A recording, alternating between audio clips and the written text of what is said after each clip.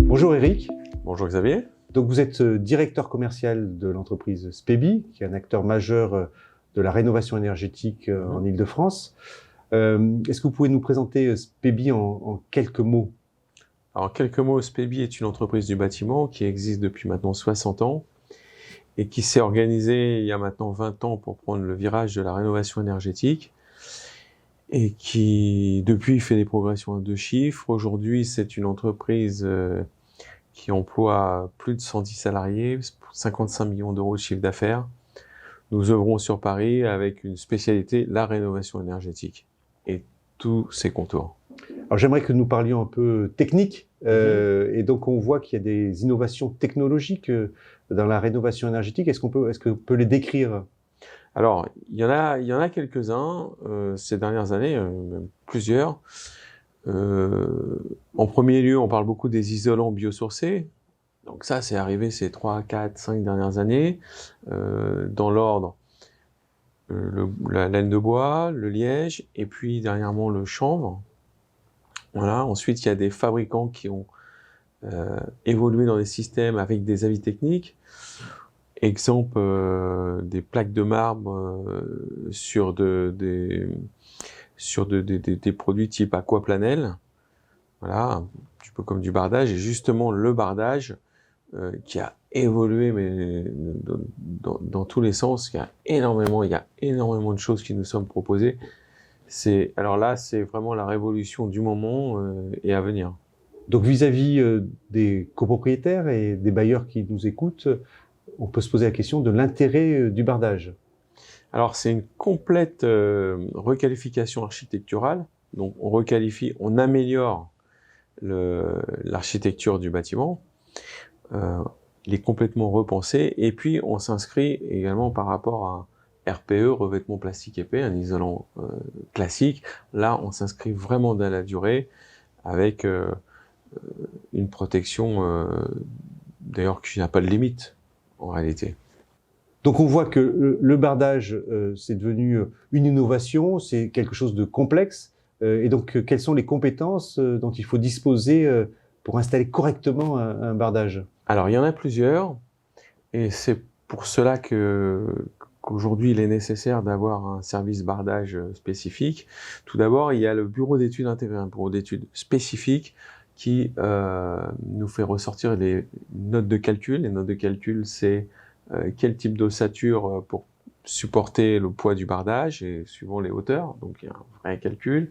Il y a les carnets de détail, le plan de détail, donc tous les dessins des ossatures, des angles, etc. Et puis il y a les plans de calpinage. Le plan de calpinage, en fait, c'est le dessin qui vous présente la façon dont seront présentés les panneaux de bardage. Donc ça, c'est important, on n'a pas de surprise, mais tout ça, c'est aussi très important pour la gestion des déchets. Ensuite, dans la réalisation, il faut avoir des compagnons qui sachent poser les ossatures, toutes les ossatures et tous les bardages. Donc ça, c'est extrêmement important, avec tous les détails qui incombent. Et à cela, vous rajoutez également l'aspect métallerie, parce que là, on est entre la maçonnerie et la mécanique, il faut la double compétence. C'est-à-dire que le métal, quelquefois, il faut le travailler au millimètre. Et donc, il nous faut aussi également en raccord un service métallerie. Très important.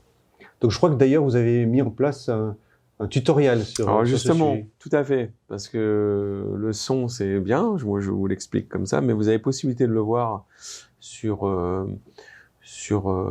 YouTube, Spebi Bardage, et là, en 3 minutes, vous est expliqué, il vous est expliqué tout ce qui est possible de voir dans le domaine du bardage à travers 2 chantiers exceptionnels que nous avons réalisés.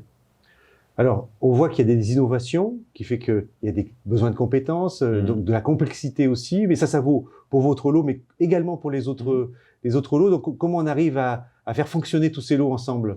Alors, pour que ça fonctionne bien, il faut coordonner. Et il faut qu'il y ait une parfaite coordination entre les lots. Pour coordonner, il faut ordonner.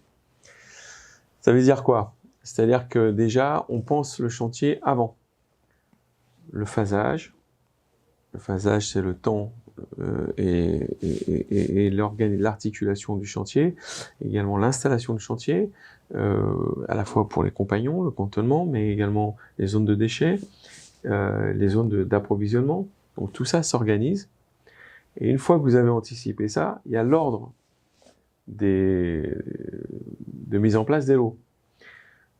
L'échafaudage passe avant. Désamiantage passe en second. Après, nous avons la partie menuiserie, ventilation qui peuvent s'effectuer en même temps et l'étanchéité de toiture par la suite. Et une fois que ça s'est réalisé, nous attaquons les parties verticales, que ce soit de l'ITE et du bardage. D'ailleurs, très souvent, on ne dit pas, mais nous avons les deux, ITE et bardage. Ça, c'est au bon goût de nos clients, mais il y a des très belles réalisations où on a su mixer les deux. Donc on voit que il faut se coordonner, mais ça a un impact aussi sur les coûts et les délais sur le chantier. Bien sûr.